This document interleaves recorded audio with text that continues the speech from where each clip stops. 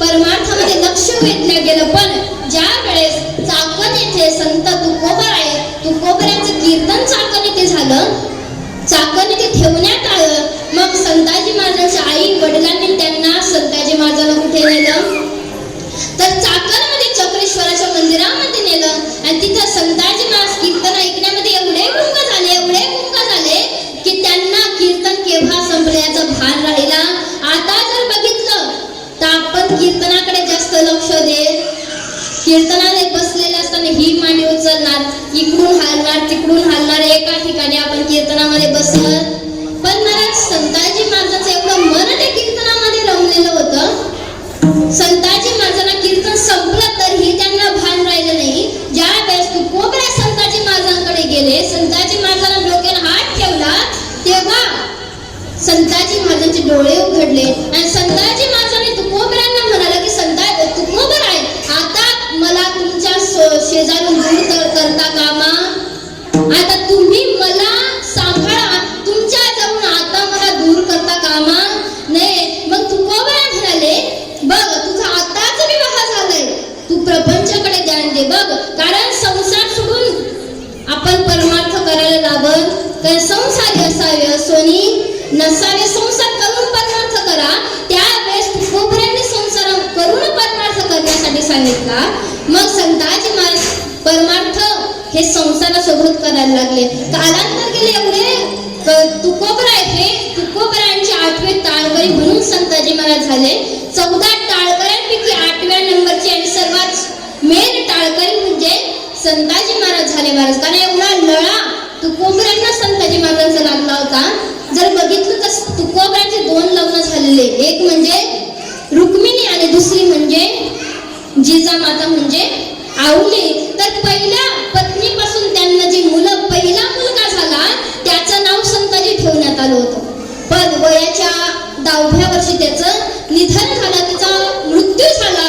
मग संताजी महाराजांकडे बघून तुकोबरायांना त्यांचा मुलगा आठवला. म्हणून संताजी महाराजांचा तुकोबरायांचा एवढा लळा जुळला. कारण किती परमार्थामध्ये असो, किती काही असो, पण आपल्या मुलाची आठवण आल्याशिवाय राहा. कारण संसार आहे मला, हा संसार एकदा जर याच्यामध्ये गुंतला की सोडता कामा नाही. विठ्ठल विठ्ठल.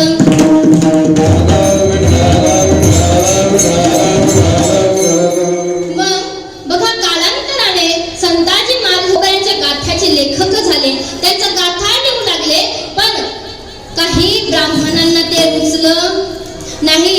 मग जसे रामेश्वर भट्ट असो, मुंबाजी बुवा सारख्यांनी त्यांचा तुकोबरायांचा गाथा हा इंद्रायणीमध्ये बुडवण्याचं कार्य केलं. तुकोबराय 13 दिवस त्या गाथ्यासाठी बिना अन्न पाण्याचे राहिले महाराज. एकदम 13व्या दिवशी गाथा जसे लायात आलत्या ना तसा तो गाथा करू लागला महाराज. हे संतांचं श्रेष्ठत्व आहे. बघा तो गाथा लायासारखा करू लागला, पण ते अभंग पुष्कळ झालेले होते पाण्याने. मग त्या गाथ्याचा पुनर्रचना कोणी केली तर संताजी महाराजांनी. त्या गाथेला पुनर्लेखन हे संताजी महाराजांनी केलं. मग ज्या वेळेस तुकोबरायांचा अंतकाळ जवळ आला, तुकोबराय वैकुंठाला जाऊ लागले, त्यावेळेस संताजी महाराजांना तुकोबरायांनी सांगितलं की आता मला जायचंय कुठं वैकुंठाला. मग संताजी महाराज म्हणाले की मी सुद्धा तुमच्या सोबत येणार. पण तुकोबराय म्हणाले आणखी तुझं कर्म संपलेलं, तुला आणखी खूप कार्य करायचं या इहलोकामध्ये, तुला आपला गाथा सर्वांपर्यंत पोहोचवायचा आहे. म्हणून तुकोबराय म्हणाले तुला इथं राहावं लागेल, पण मी तुला वचन देतो की ज्या वेळेस तुझा अंतकाळ नवे तू वैकुंठाला माझ्या सोबत येशील, त्यावेळेस मी तुला 3 मुष्टी मातिका देण्याकरता येईल. याच वचनावर संताजी महाराज कर्म करू लागले. बघा ज्यावेळेस पुण्यामध्ये मुघलांचा हल्ला झाला, त्यावेळेस त्या मावळमध्ये सर्वांची घरं लुटण्यात आले, सर्व धनधान्य लुटण्यात आलं. मग संताजी महाराजांकडे एवढं धनधान्य होतं, कारण त्यांचा तेलाचा व्यवसाय होता, एवढं धनधान्य. पण संताजी महाराजांनी काही सोबत घेतलं, सोबत काय घेतलं तर फक्त गाथा घेतला. आणि तो गाथा मावळवरून कुठं घेऊन आले तर सुदुंबर येथे घेऊन आले. कारण बघा संताजी महाराजांना जर बघितलं, संताजी महाराज म्हणाले की माझा धन संताजी महाराज तो गाथा घेऊन उठाले, सुदुंबर येथे आले. नंतरचं कार्य त्यांनी सुदुंबर येथे पार पाडलं आणि सुदुंबऱ्यावरून त्या गाथ्याची पुनर्रचना केल्यानंतर संताजी महाराजांनी तो गाथा सर्वांपर्यंत पोहोचवला.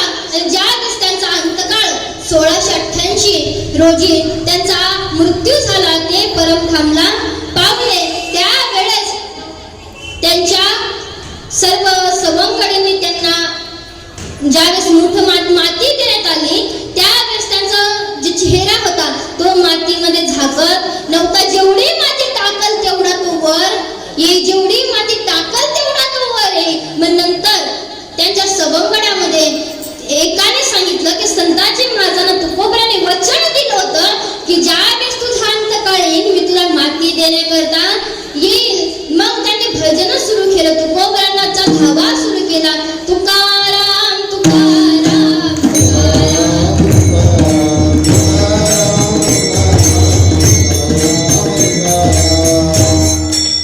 तुकोबरांचा धावा सुरू केला.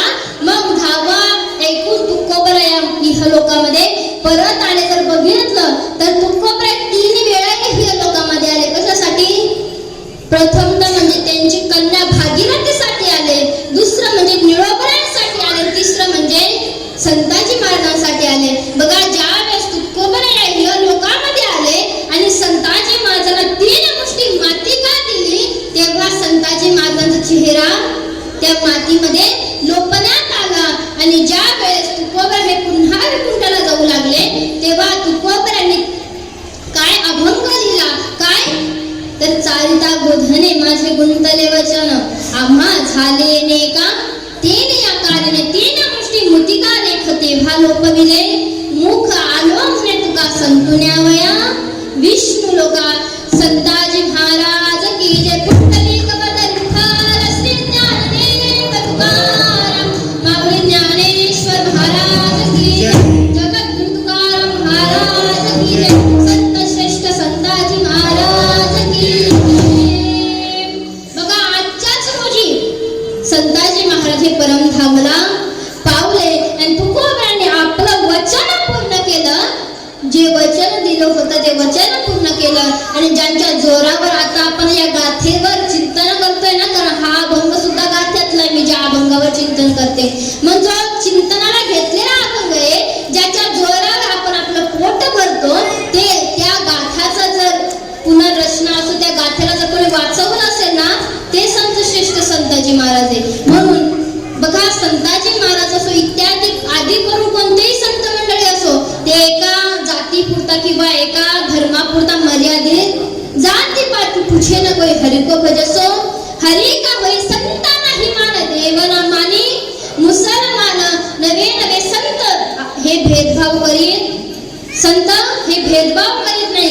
ही कोणीही या त्यांच्याकडे, कोणीही या नर या अथवा नारी कोणीही त्यांच्याकडे आले तरी ते त्यांना सांभाळून घेतात, नवे नवे त्यांना या इहलोकामध्ये तारून नेतात. म्हणून तुकोबरांनी शेवटच्या शब्दात सांगितलंय की तुका म्हणे माझं धाडीने निरुपम मार्ग हा सोपा, सुखरूप तुमचा मार्ग सुखरूप सुफल करण्याचं काम करण्यासाठी मला भगवंताने पाठवलेलं आहे. तुका म्हणे माझं धाडीने निरुपम मार्ग हा सोपा, सुखरूप.